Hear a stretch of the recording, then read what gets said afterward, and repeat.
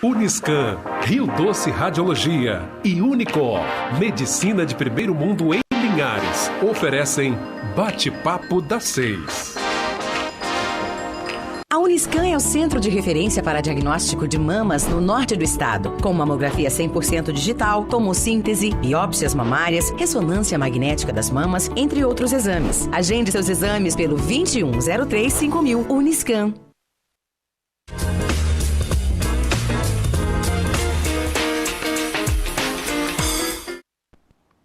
Olá, boa noite a todos. Está começando mais um Bate-Papo das 6.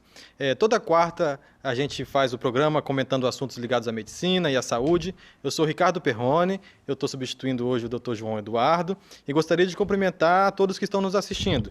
Lembrando que o programa é transmitido na TV Sim e simultaneamente pelo YouTube e pela Rádio Sim, 106.1. O papo hoje é acidente vascular cerebral e para isso a gente trouxe um time de especialistas. O Dr. Ângelo Guarsoni, neurocirurgião. Boa noite, Dr. Ângelo. Boa noite, Ricardo. É um prazer estar aqui para a gente poder discutir sobre esse tema tão importante que é o AVC. E a doutora Daniela Campostrini. Boa noite, doutora. Boa noite, obrigada pelo convite, é um prazer estar aqui. Então, esse é um tema bastante frequente, bastante importante de saúde pública. E eu gostaria de fazer a primeira pergunta para o Dr. Ângelo. E o que é o AVC? O que é o acidente vascular cerebral, doutor? O acidente vascular cerebral, Ricardo, é a disfunção em alguma parte do cérebro, né? Seja pela falta de suprimento sanguíneo, ou seja, por um entupimento de uma artéria, ou por um derramamento de sangue, que é o derrame, né, que é a hemorragia cerebral, causando a destruição de neurônios naquela determinada região. Então, os AVCs eles se dividem em AVCs isquêmicos e hemorrágicos, né, e é quando a perda do suprimento sanguíneo, seja por uma hemorragia ou seja pela falta de fluxo, afetam o funcionamento neuronal e causam os sintomas daquela região. Por exemplo, se a área motora é afetada, né, na região lateral aqui do cérebro, se perde esse suprimento sanguíneo, o paciente fica com dificuldade de mexer o braço, com a boca torta. A gente vai explicar isso no decorrer do programa, mas é basicamente isso, é a falta de fluxo sanguíneo em uma determinada região. Então, no caso, é uma doença que se divide em duas, no caso. Existem dois tipos de AVCs diferentes. Quais são esses tipos, doutora Daniela? Então, foi o que o doutor Ângelo, né, já falou. O AVC isquêmico, que é a falta do suprimento sanguíneo às células cerebrais, é o tipo mais comum, né? É a doença mais prevalente hoje no mundo, é uma doença cerebrovascular que também causa maior número de incapacidade e morte. Então, é uma doença muito prevalente, é muito importante hoje a gente estar aqui para conversar sobre essa doença. E o outro tipo é o hemorrágico, que ele já comentou. Uhum. E a pessoa sabe que está tendo AVC? Quais os sintomas que ela sente? O que acontece para essa pessoa perceber que está tendo essa doença? Quais são as alterações que a pessoa sente? Então, o AVC, ele vai afetar uma parte do cérebro. Nós temos várias funções cerebrais. A parte motora, por exemplo, né? Então a gente, por exemplo, pode ter um AVC que pega a parte de face, de braço e de fala. Esse é o AVC mais comum. Então a gente fala assim, a família tem que começar dentro de casa essa identificação. É o familiar, a pessoa que está sentindo, ela precisa identificar. Então a gente fala coisas muito simples. Pede o paciente, às vezes, para sorrir, para tentar identificar se há alguma assimetria na face. Pede, às vezes, a pessoa para levantar os braços, erguer os braços e ver se há uma diferença, há uma dificuldade. Geralmente é unilateral, é um lado que está mais fraco. E peça, né, o paciente então para sorrir, levantar o braço, mexer a perna. Se houver alguma dificuldade motora, ele está tendo um AVC, geralmente. Esse é um AVC que pega a área motora e a área de fala. Temos outros tipos de AVC, menos comuns. AVCs que pegam mais a parte de coordenação motora, de equilíbrio. Então, vai dar sintomas como se fosse até uma labirintite, né? A pessoa tem enjoo, tontura, vertigem. Mas o principal AVC mesmo, ele vai atrapalhar a fala, a simetria no lábio, vai ficar assimétrico, e a força, principalmente da mão e também da perna. Da visão também, né? Temos outro tipo de AVC, né? Que pega a área da visão. Sim. que às vezes então é um campo visual, a pessoa não sente nem na fala, nem na simetria da boca, nem no braço, ela vai sentir um campo visual perdido.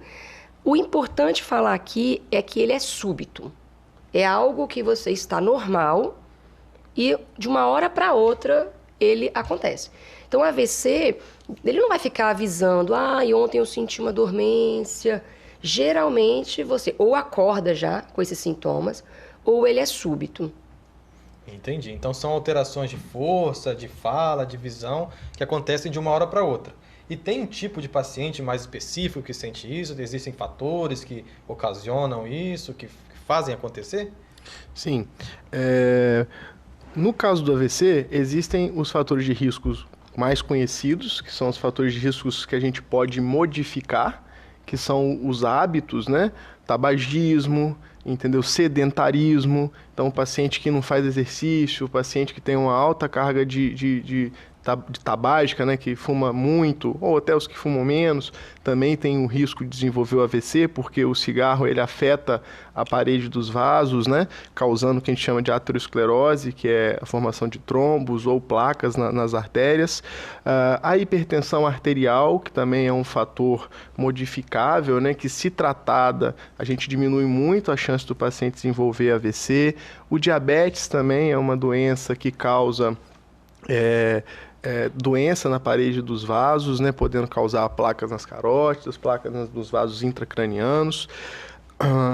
E temos as causas que não são modificáveis, né, os fatores de riscos não modificáveis, que é raça, pacientes de mais idade têm mais chance de desenvolver AVC, mas o mais importante da gente dizer e frisar em relação à população é que se você pratica exercício, se você controla a sua pressão, se você não fuma, se você controla o seu diabetes, você tem muita chance, você reduz em até 80% de chance, reduz em até 80% a chance de você ter um AVC. Então, por isso que é importante que as pessoas saibam que existem esses fatores de risco. Existem outros fatores de risco também, pacientes com problemas cardíacos, arritmias, né? Precisam buscar tratamento, porque a arritmia cardíaca ou qualquer problema no coração, placa nas carótidas, o diagnóstico precoce disso pode evitar um AVC, porque quando você tem uma placa na carótida, essa placa pode desprender e entupir a circulação cerebral, ou se você tem uma arritmia cardíaca, um problema cardíaco que pode gerar um trombo no coração, também pode desprender e fazer um AVC, que seria o AVC isquêmico, né? Então, todas essas são causas modificáveis, né? Que você pode fazer diagnóstico precoce ou pode mudar o seu estilo de vida, reduzindo a chance de ter AVC. Então, é importante que a gente fale isso para a população, para que a população se conscientize, né? Entendi. Então, o paciente que está em casa, que sente essa perda de força, essas alterações neurológicas, que tem os fatores de risco, quando acontece um episódio desse, qual é o primeiro passo? Ele tem que procurar um médico? Qual é o primeiro passo que esse paciente tem que dar, doutora Daniela? Então é fundamental identificar, né, que está acontecendo algo estranho, né, com o seu corpo, identificar esses sintomas e saber mesmo, a gente precisa orientar a população. Se a população não identificar, ela não vai chegar no hospital a tempo. Então, deu alguma alteração, nós já falamos, na fala, no sorriso, na força do braço, da perna, ou alguma tontura muito súbita, incapacitante, com enjoo, vontade de vomitar, uma coisa extrema, assim, súbita, alguma alteração de campo visual, é importantíssimo ir direto ao hospital. Não podemos perder tempo. Então, a gente tem que explicar, falar, repetir, né? Não podemos perder tempo. É direto ao hospital. Então, é o caso que tem que procurar um pronto-socorro. Não é deixar para depois, para procurar um médico em casa, nada disso. E é importante falar assim, se a gente tiver um conhecimento da cidade, de onde nós estamos, é importante procurar um hospital que tem uma tomografia. Que, às vezes, a gente atrasa esse atendimento quando a gente vai para um pronto atendimento, onde a gente às vezes não sabe diferenciar, né? Umas situações simples, onde a gente tem que procurar um pronto atendimento simples do bairro, né? Mas tem situações de AVC, quando é AVC que eu identifico esses sintomas que a gente já falou, não dá para perder tempo, não dá para procurar um pronto atendimento do bairro, não dá, tem que ligar para o serviço de emergência da sua cidade, em alguns lugares é o SAMU, na nossa região geralmente é o bombeiro, ou até um familiar, se for possível, e tem que ir para o hospital. Não pode perder tempo nesse caminho, não. Então, unidade básica de saúde, pronto atendimento de bairro, não funcionaria Não nesse caso. funcionaria nesse caso. Nós vamos atrasar, que nós vamos comentar mais para frente, né, que hoje tem um tratamento que dá para a gente, né, fazer, mas tem tempo para ele. A gente fala que tempo é igual vida, é igual o cérebro. Se a gente atrasar para chegar, para buscar esse atendimento, aí nós já vamos entrar naquela parte que onde não dá mais para tratar, só para amenizar os danos. Quando a Dani fala isso, quando a doutora Daniela fala isso, é muito importante ressaltar essa atenção, porque o problema, quando a gente está nos congressos, nas aulas e nas nossas discussões, o problema do AVC, na verdade, é que o AVC não dói. Então, quando você tem um infarto do coração, o coração dói, você fica sudoreico, vomita. Então, a dor faz com que você corra para o pronto-socorro e existiu, né, durante os anos, essa conscientização da população de que dor no peito é igual ao pronto-socorro. Então, o que a gente tem buscado, né, ao longo do tempo é ir orientando a população que tudo que a doutora Daniela falou, boca torta, braço fraco, sensação de dormência, dificuldade de andar, entendeu? Alteração do campo visual, marcha que começa a andar como bêbado, que a gente chama de marcha ebriosa ou a marcha incoordenada, tudo isso são sinais de AVC. Não é o tipo de coisa, não, eu vou ali voltar para minha cama e eu vou dar uma deitadinha e vou melhorar. Não é assim. Sentiu qualquer um desses sintomas, é direto ao pronto-socorro. E a gente sabe que essa doença é uma doença grave que até antigamente tinha um tratamento muito diferente do que a gente tem hoje. Quais são essas novidades do tratamento atuais aqui para essa doença aqui na cidade? Em relação à evolução, a revolução que o AVC sofreu nos últimos 15, 20 anos, começou em 1995 com o uso do trombolítico. O que é o trombolítico? Estamos falando do AVC isquêmico agora. Vamos dizer assim que o AVC isquêmico corresponde a 80% dos AVCs. Então, se o AVC isquêmico é um entupimento de uma artéria que leva sangue a uma região nobre que cumpre a função da fala, ou do braço, ou da coordenação, ou da visão, a intenção primordial é que a gente consiga desobstruir esse vaso. De acordo? Então, o que aconteceu nas últimas décadas é que foram desenvolvidas medicações, que são as medicações trombolíticas, que feitas num período curto de tempo, até 4 horas e meia, você consegue ter sucesso em uma grande porcentagem dos casos na reperfusão, na recanalização, na abertura deste vaso. Para vasos mais calibrosos, que são fechados, que são os vasos mais da circulação proximal, às vezes o trombolítico ele tem que ser feito, mas precisa de uma terapia que a gente chama de terapia endovascular, que é o cateterismo, para retirar o trombo. Então, o avanço que aconteceu nessas últimas décadas foi a reperfusão no AVC. Quando a gente olha para 1970, o paciente chegava, não tinha uma droga para ser feita, não tinha uma medicação e o paciente ficava sequelado. Então, a evolução dos últimos 10 anos se deu em relação à medicação que pode ser feita num tempo determinado, a droga pode ser feita hoje em dia até 4 horas e meia, e esse cateterismo para vasos mais calibrosos que pode ser feito também até 4 horas e meia, em alguns casos selecionados até mais tempo. Ok? O nosso grande desafio, para fechar a pergunta, é explicar ao poder público e gerar dados que mostrem que este tratamento é custo efetivo, ou seja, oferecer esse tratamento regionalizado, por exemplo, um polo de AVC na região norte do Espírito Santo, explicar para o poder público, conseguir gerar o convencimento de que ter esse polo de tratamento do AVC, oferecendo este tratamento dentro desse tempo, é custo efetivo. Você vai gastar para tratar o paciente, mas o paciente vai sair melhor, não vai precisar de apoio do INSS, vai voltar para a família, vai voltar a produzir.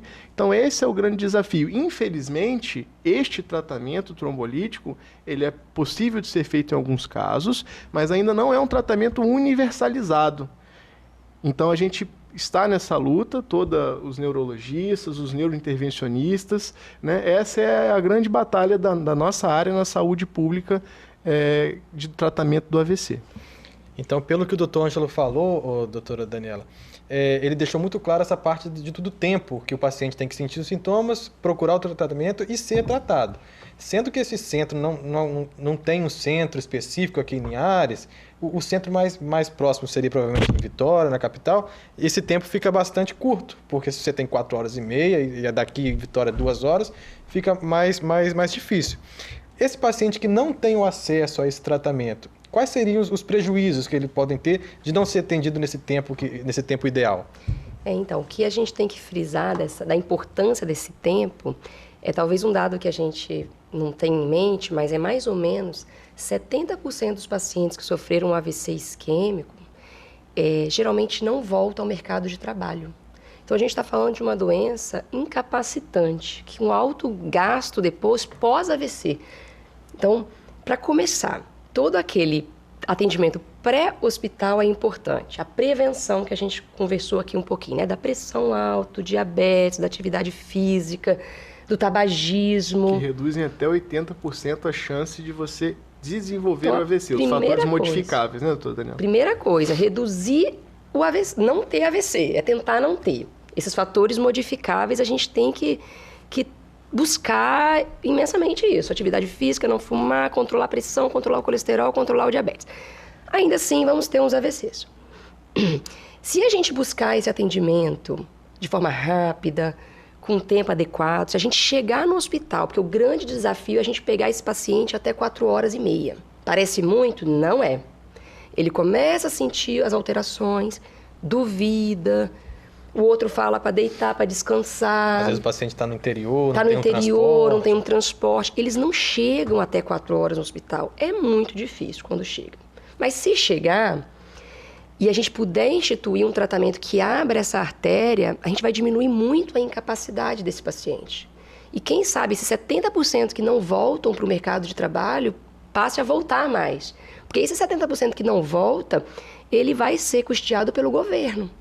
Ou, vai ficar pelo governo, com familiares. Às vezes ele não fica totalmente incapaz, mas ele fica com um braço que não permite voltar ao trabalho. Então, o custo que o governo vai ter com ele depois, porque ele não voltou ao mercado, vai ser alto. Então, esse polo que a gente conversa de um tratamento especializado de AVC é importante. Tá, tem assim, a possibilidade de ser feito no hospital ali no Rio Doce, algumas vezes consegue ser feito, mas não é algo que está instituído, organizado, precisa de toda uma organização, de todo um empenho que envolve Estado, envolve os médicos, os neuro. Entendi. As causas, os fatores de risco que vocês falaram, da pressão alta, do diabetes, esse paciente deve ser controlado por quais médicos? Um cardiologista, um neurologista? Antes de ter um evento vascular, como ele deve fazer essa prevenção? O doutor Ângelo. Todo paciente que sabe que tem a hipertensão, o diabetes, ele normalmente é acompanhado pelo seu cardiologista para tratar da pressão alta, para tratar da doença do diabetes, Alguns pacientes de diabetes acompanham com o endocrinologista também. Se possível, essa organização multiprofissional é importante, mas a partir do momento em que o paciente tem o evento agudo, e aí ele vai ser acompanhado pelo neurologista, pelo neurointervencionista, e o interessante do tratamento, seja na prevenção, com o cardiologista, com o endócrino, com a realização de exercícios, e com, depois, se em caso de ocorrer o AVC, com o neurologista, com a equipe hospitalar que vai cuidar desse paciente, o importante é que a gente tenha essa noção de que, seja na prevenção primária, ou seja, depois de acontecido o AVC, a questão ela é multiprofissional, Um paciente que tem hipertensão arterial precisa acompanhar de perto para poder tratar. A hipertensão arterial gera problemas cardíacos, problemas vasculares, assim como a diabetes também. Entendi. Esse assunto bastante interessante, a gente vai dar uma pausa no primeiro intervalo, mas já a gente está de volta para continuar com esse assunto.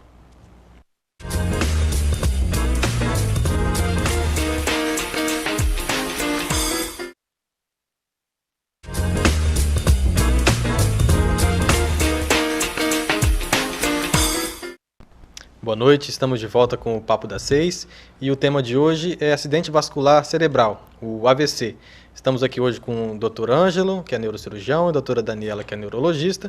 E no primeiro bloco a gente falou da prevenção, do que é o AVC. E agora a gente recebeu uma mensagem do WhatsApp do Adriano Boni. Ele disse: boa noite, realmente, quanto mais rápido o tratamento, melhor. Tive um AVC em 2018 e isso foi muito importante. Ele é morador do Jardim Laguna e foi tratado aqui em Linhares. O tratamento, doutor Ângelo, consiste dentro do hospital, no ambiente intra-hospitalar. Como que funciona? O que o médico faz com o paciente quando ele chega lá com uma suspeita de AVC? Então, a gente já falou aqui do tratamento pré-hospitalar, a doutora Daniela e eu falamos da importância da identificação do AVC, de não menosprezar esses sintomas de fraqueza, alteração da fala, alteração da visão, e procurar o hospital o mais rápido possível. Quanto antes possível procurar o hospital, mais chance do paciente poder receber algum tratamento mais efetivo. O que seria esse tratamento? O paciente chega no hospital, né, vai ser monitorizado, né, vai ser acionada a equipe do pronto-socorro, junto com a equipe de neurologistas, tá? E vamos ver a monitorização do paciente, como está a glicemia, a pressão arterial, né, o atendimento primário. Quando você examina o paciente, tudo isso o mais rápido possível, com a maior efetividade possível. Quando o paciente é examinado e você detecta que pode ser um acidente vascular cerebral, o primeiro exame que tem que ser feito é uma tomografia de crânio. Então, esse diagnóstico ele não é só clínico, ele tem que fazer um exame. E esse exame de tomografia tem disponível aqui em Linhares, nos hospitais que são disponíveis à população? Sim. É um exame acessível e é possível de ser feito. E por que é importante ser feito? Porque ele direciona o tratamento. Se a gente disse que o AVC pode ser 80% isquêmico e 20% hemorrágico, e disse que o AVC isquêmico, nos últimos anos, evoluiu o tratamento e a gente consegue fazer uma medicação para dissolver esse trombo, ou então o uso de catéter para poder tirar esse trombo e devolver o fluxo sanguíneo ao cérebro do paciente, a gente não pode fazer um trombolítico, não pode fazer um remédio para dissolver trombos se o paciente estiver tendo uma hemorragia. Então, o principal exame é a tomografia para fazer essa diferenciação.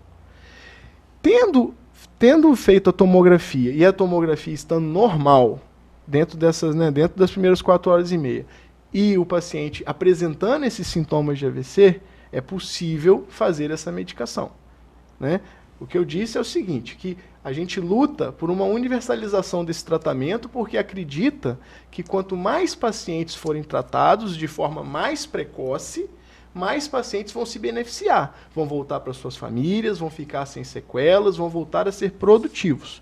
Então, fez a tomografia, não foi identificada hemorragia e não foi identificado nenhum sinal de AVC isquêmico, a tomografia tem que estar normal, a gente está autorizado a fazer essa medicação. Esse é o tratamento ideal, né? Em caso do paciente ter muitos sintomas e ter algum sinal de que a oclusão do vaso é de um vaso de grande calibre dentro do cérebro, que a gente chama de circulação proximal, então esse paciente é feito essa medicação trombolítica e ele é enviado, né, para a máquina de cateterismo cerebral, que é na hemodinâmica.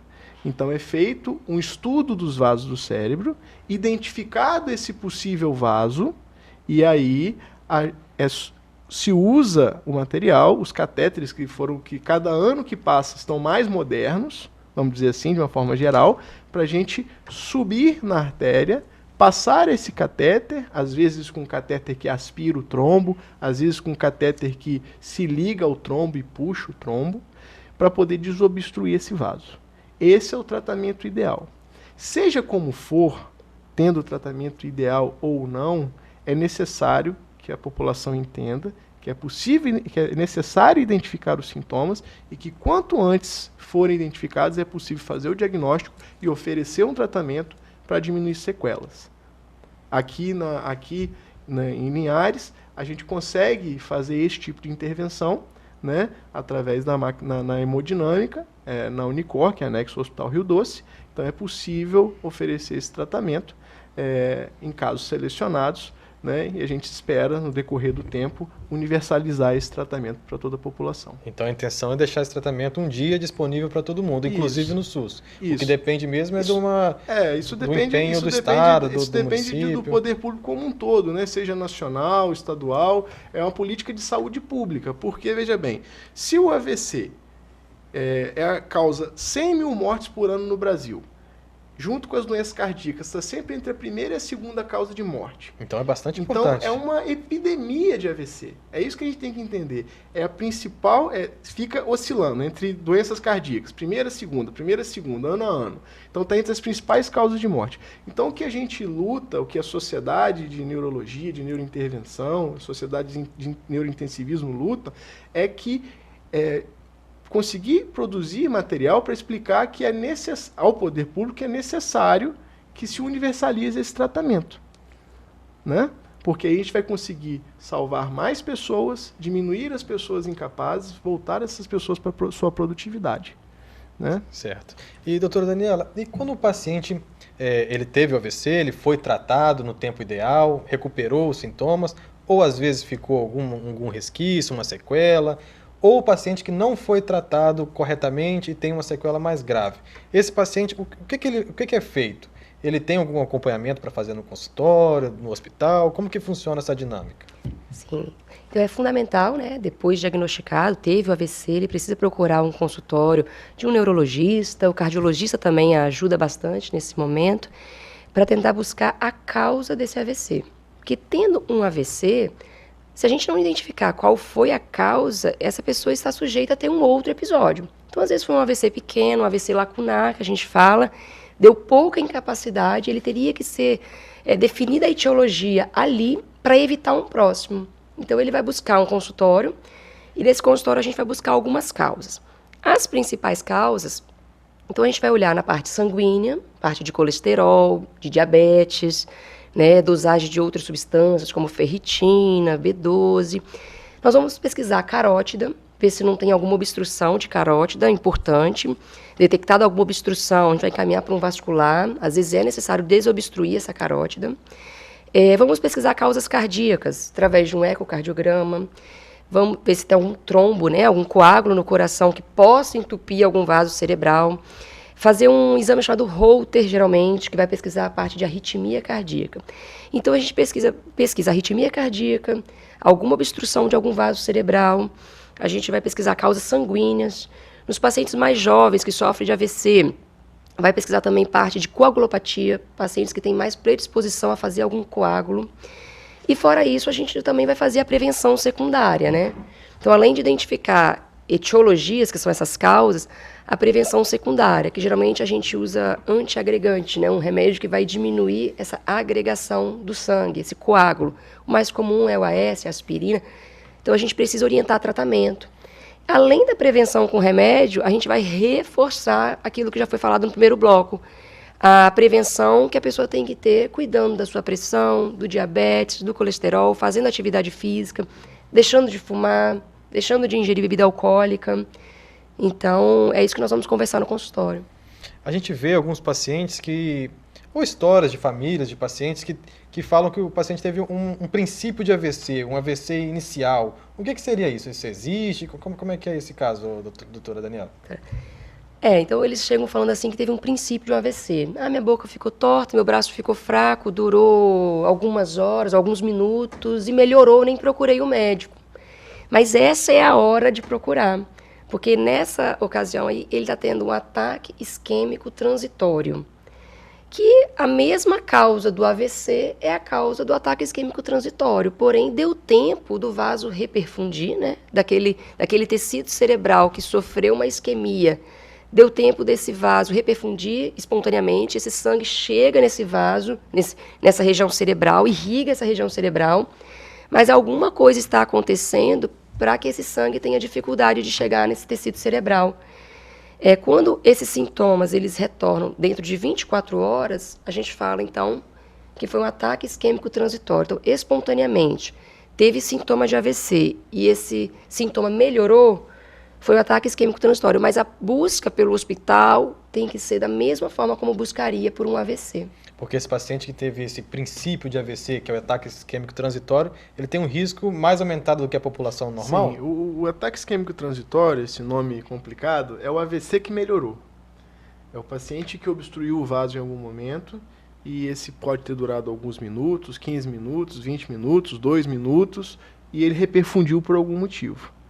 Mas como já foi dito, as mesmas causas que causam o AVC permanente, que dura hora, hora e meia, é a mesma causa que causou o AIT. Então a sua pergunta ela é muito pertinente, porque a gente sabe, os estudos mostram que o paciente que fez esse tal ataque isquêmico transitório, ele tem muitas vezes mais uma chance de repetir um AVC permanente dentro da próxima semana.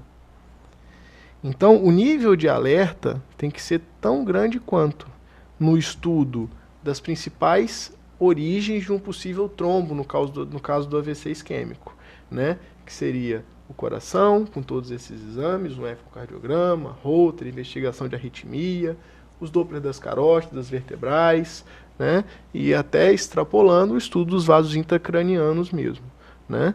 Então, é de extrema importância, a gente pode até dizer que o paciente que teve um AIT é o paciente que teve a chance de se prevenir, né, de ter uma história pior, que seria uma sequela permanente. Certo, então essa história de quem teve um AVC pode ter outro, é verdade? Verdade. Certo. E quem teve um AVC permanente, né, quem teve não só o AIT, como teve uma isquemia que durou, fez uma isquemia e fez um déficit, seja do braço, enfim, da fala, que ficou permanente, ele pode repetir esse AVC em outras áreas. As pessoas que têm AVC, elas têm chance de repetir em outras áreas e ficar cada vez mais sequeladas. Então, por isso que é necessário esse acompanhamento multiprofissional, cardiologista, neurologista, quando você tem um AVC. Né? Outra coisa importante de dizer também, desculpa, é que esses pacientes, eles precisam, depois que você já teve o AVC, né, a gente tenta de tudo para prevenir, orienta, explica, né, fala da saúde, mas depois que você teve, precisa desse acompanhamento multiprofissional e lembrar sempre que os profissionais da fisioterapia são fundamentais, né, na reabilitação desse paciente, na reabilitação do membro, a fonoaudiologia, no caso da fala, né, para que o paciente possa se reestabelecer o máximo que for possível. Porque o cérebro tem uma neuroplasticidade, às vezes você tem um AVC que te causa um déficit, mas com trabalho, com a fisioterapia, né, você tem grandes chances de ter uma melhor qualidade de vida para esse paciente. Hoje em dia a gente sabe que os pacientes, voltando a falar dos centros de referência, que é muito importante a gente alertar isso, a gente sabe que o paciente que é tratado, por exemplo, num centro de referência para AVC, que a gente chama de unidade de AVC. A gente sabe que esses pacientes eles têm um desfecho melhor, ou seja, eles saem com menos sequela, eles têm um menor índice de mortalidade. Por quê? Porque os profissionais eles estão engajados no tratamento daquela doença específica. O fonoaudiólogo está acostumado a ver, o fisioterapeuta, o técnico de enfermagem, o enfermeiro, toda essa equipe intra-hospitalar, né? Estou falando agora do intra-hospitalar, que assiste esse paciente, já está acostumado com essa patologia, sabe tudo o que precisa ser feito. Então é muito importante ressaltar que o futuro, olhando para o futuro dessa doença que é muito prevalente, que mata muito, é a organização, né? Seja no setor privado, seja no setor público, de centros especializados no tratamento desse problema, para que melhore o resultado e o desfecho do paciente. Porque existe a crença que o paciente que já teve AVC e tem a sequela, ele não melhora. No consultório, você vê com esse acompanhamento com fisioterapia, esse paciente evolui, assim, consegue ter uma vida normal depois de novo? Qual que é o desfecho? Esse atendimento multidisciplinar é fundamental. Da mesma forma como a gente fala que procurar o hospital imediatamente ao início dos sintomas, essa busca rápida pelo atendimento hospitalar quando sente os sintomas, é fundamental para o cérebro. Você, depois que ficou com a sequela, esse atendimento multidisciplinar com fisioterapeuta, fono, terapia ocupacional, ele também é fundamental que seja feito de forma precoce. Quanto mais precoce, melhor a recuperação. E o paciente consegue se recuperar e ter uma vida. Fundamental. Ah, bacana. Vamos para o segundo intervalo. Agradeço a presença dos doutores e a audiência. E até o próximo bloco.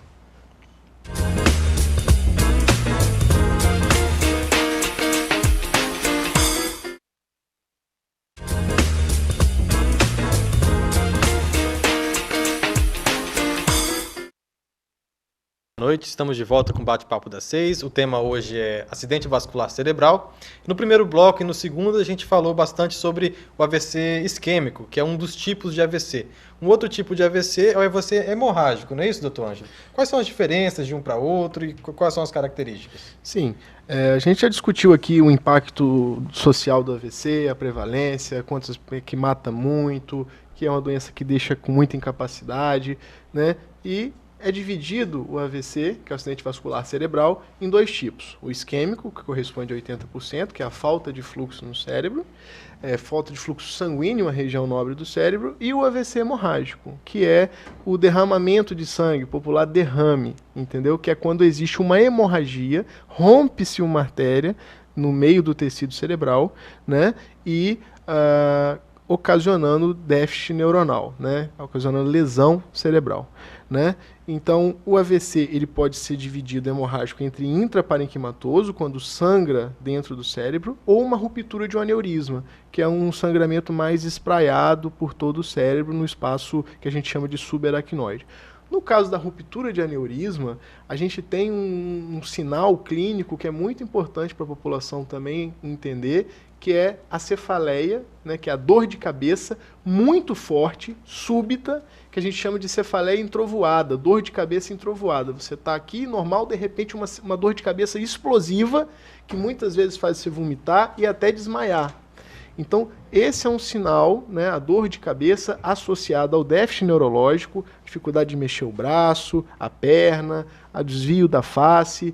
Isso é um sinal, né, quando tem dor de cabeça, que pode ser um AVC hemorrágico. Só que como a gente discutia aqui nos bastidores, é importante frisar, só é possível fazer a diferenciação entre o AVC isquêmico e o hemorrágico com uma tomografia. Não é possível a gente dizer que o paciente que está com um lado do corpo paralisado, se é uma hemorragia ou se é uma isquemia. A tomografia é a linha que separa uma coisa do outro e separa completamente o tratamento.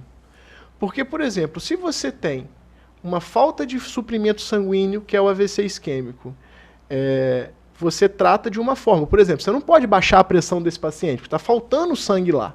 No caso da hemorragia, quando você tem um derramamento de sangue, a principal coisa que você tem que fazer no primeiro momento é baixar a pressão do paciente, para diminuir a chance de sangrar mais. Por exemplo, se você tem um paciente que ficou com a boca torta, o braço torto, se você não tem uma tomografia, você não pode fazer AS, que é esse remédio que a doutora Daniela falou para afinar o sangue. Então, tudo isso passa por esse primeiro manejo e esse diagnóstico inicial. Alguns pacientes com hemorragia, dependendo do volume da hemorragia, se é uma hemorragia dentro do cérebro, um coágulo, necessitam de uma intervenção cirúrgica, com a abertura do crânio e com a drenagem desse sangue para diminuir a chance de incapacidade e de morte. Mesmo assim, é uma doença muito grave.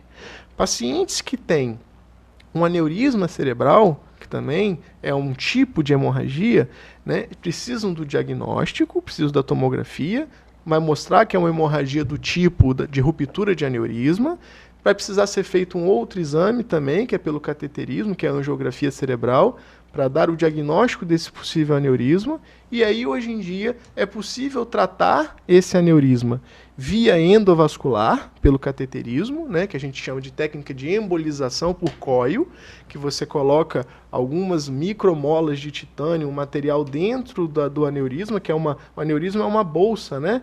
Uma bolsa, uma bolinha que se forma na parede da artéria, que ela cresce, cresce, cresce e rompe. Então, quando ela rompe, a gente dá o diagnóstico, a gente pode fazer esse tratamento com esse material de titânio, ocluindo esse aneurisma e fazendo com que ele não sangre mais.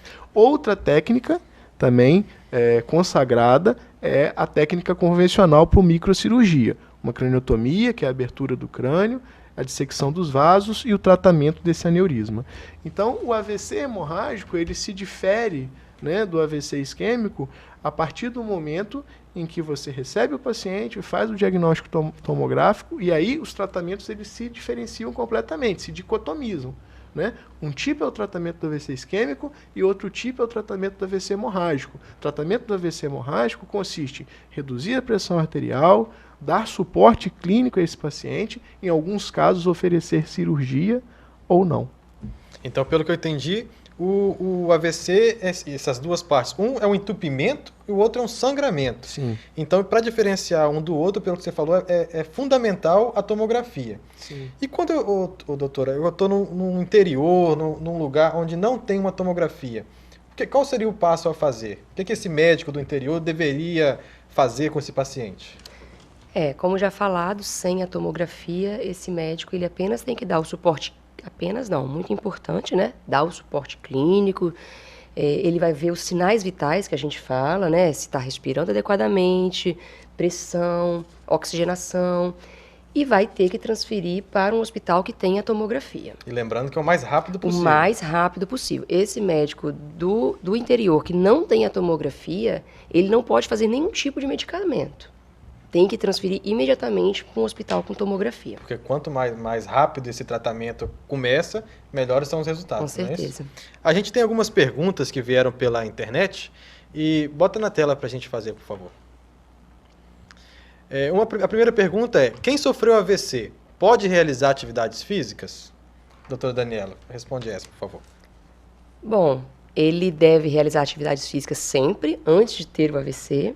E após ter o AVC, após passar a fase aguda, então ele já saiu do hospital, ele foi investigado a causa desse AVC.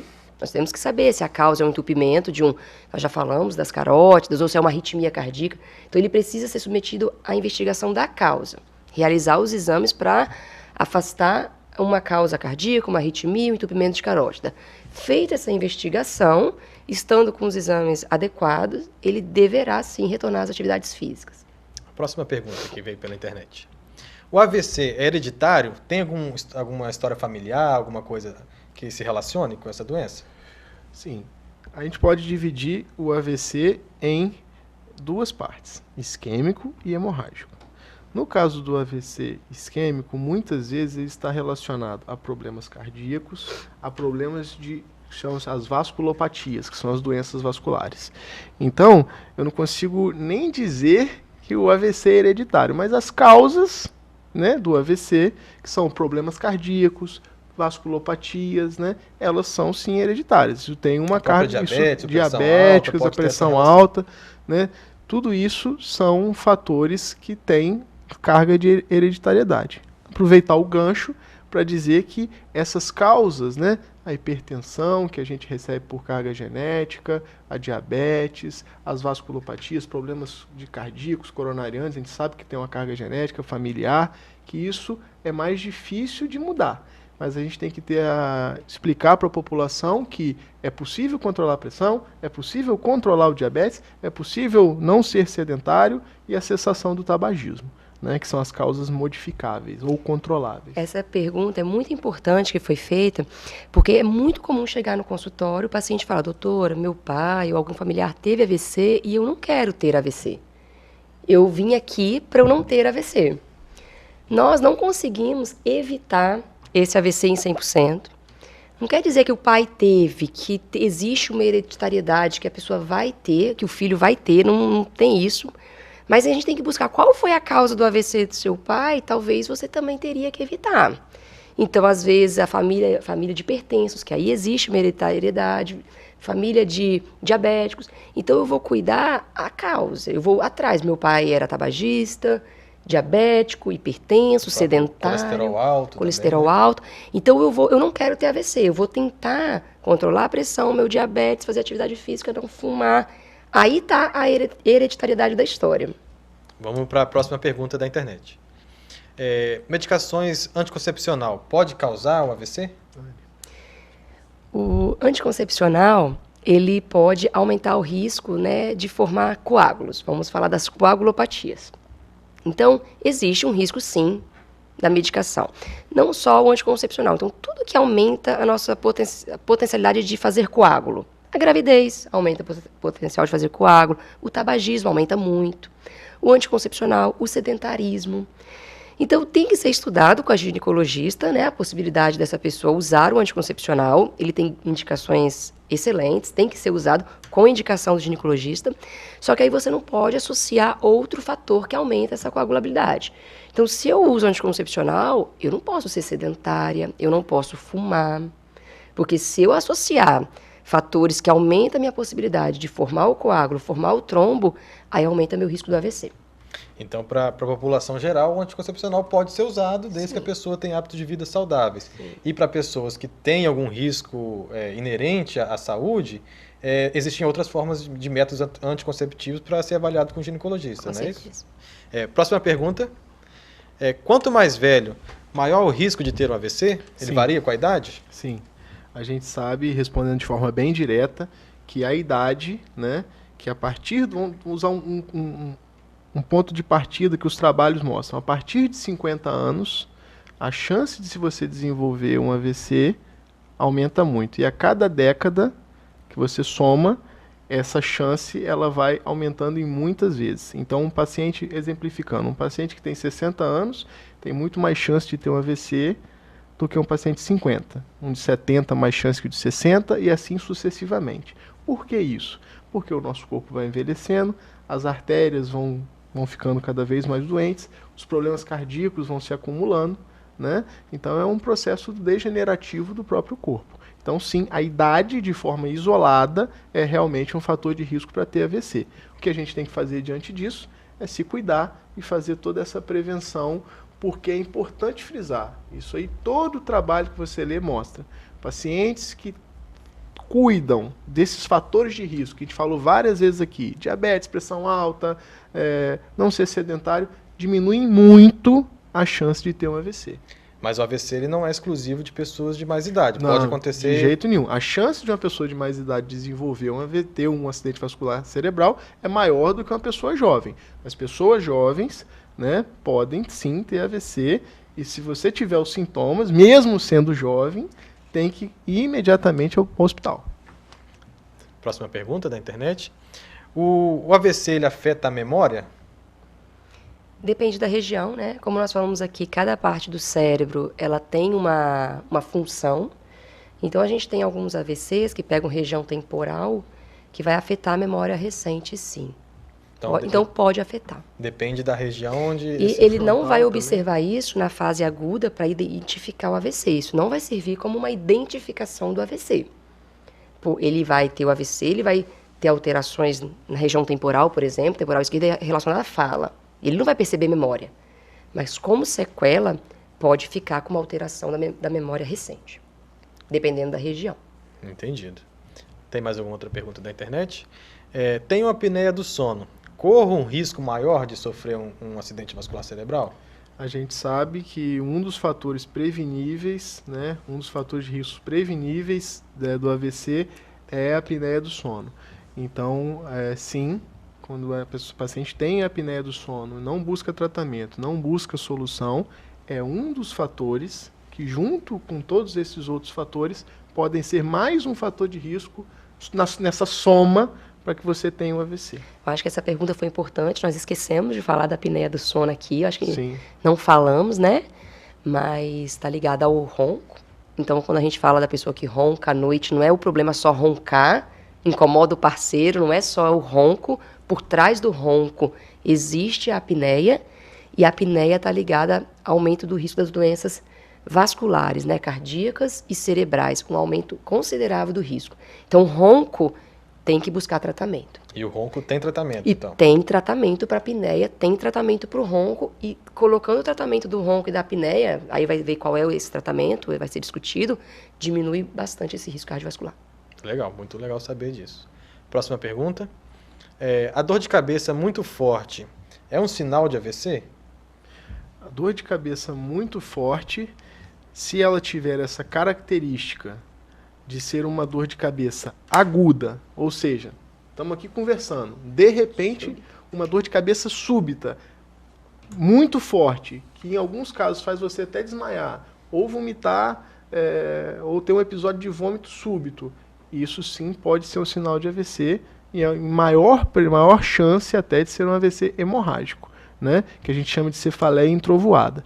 É importante diferenciar, porque alguns pacientes têm, que é a especialidade enxaqueca da doutora Daniela também, a enxaqueca, que são dores de cabeça que às vezes são muito fortes, né?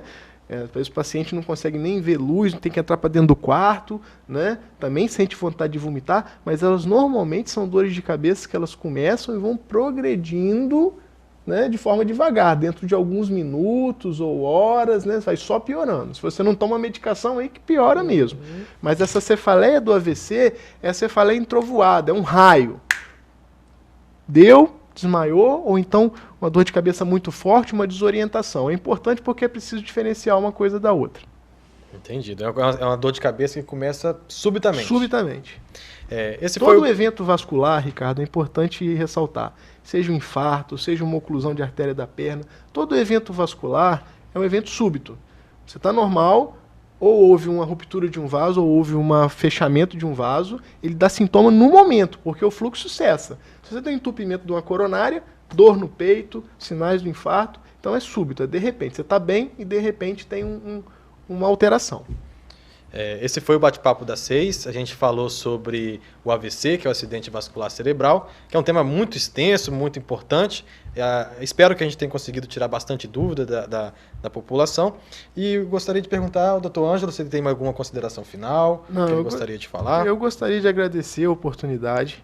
Eu acho que o AVC é um tema de relevância social fundamental, por ser a doença que mais causa incapacidade, por ser a doença que mais mata no Brasil e no mundo. Então isso precisa ser discutido. A gente precisa discutir isso entre sociedade, entre o poder público, para criar estratégias para poder enfrentar essa epidemia de AVC que a gente vive, de pacientes que às vezes não têm tratamento ou são subtratados. E eu gostaria de agradecer à TV Sim, ao convite do Dr. João, ao seu convite para estar aqui, prazer de estar com a doutora Daniela. Queria agradecer também ao Dr. Pedro Boechat, que é o nosso neurointervencionista lá da nossa equipe da Ineuro, que assiste aqui os hospitais da cidade, que ele não pôde estar presente, então eu estou aqui representando ele nessa discussão e espero que em breve a gente possa estar cumprindo essa função social de esclarecer a população sobre esses temas de tamanha relevância. Eu gostaria de agradecer também a presença da doutora Daniela e gostaria de deixar alguma consideração final, algum recado para os telespectadores? Obrigada. Não, agradecer a oportunidade. Eu acho que esse bate-papo das 6, que sempre é trazido aqui uma informação médica, né, ou de saúde, eu acho que isso é muito relevante para a população. Eu acho que tudo que a gente consegue fazer pelo paciente começa da identificação dele mesmo. Ele que vai buscar esse atendimento, seja hospitalar, seja no consultório. Então, se a gente transmitir alguma informação que seja útil para esse paciente aprender um pouco mais, ele vai buscar com mais clareza o tratamento. Gostaria de dar boa noite e lembrar que toda quarta-feira, a partir das 6 horas, temos o Bate-Papo das 6, que é transmitido pela TV Sim e também pelo YouTube, o canal do YouTube da TV Sim, e na rádio Sim 106.1. Obrigado, boa noite.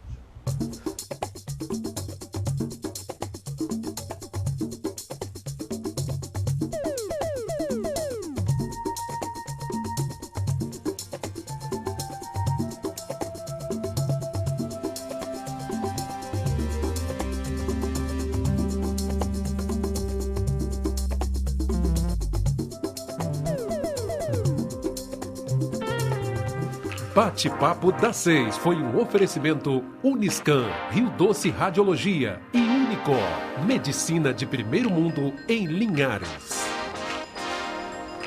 Faça sua ressonância magnética cardíaca na Uniscan, equipamento de última geração 100% digital. Aqui você tem a opção de fazer os exames de ressonância com sedação. Agende seus exames pelo 2103 5000 Uniscan.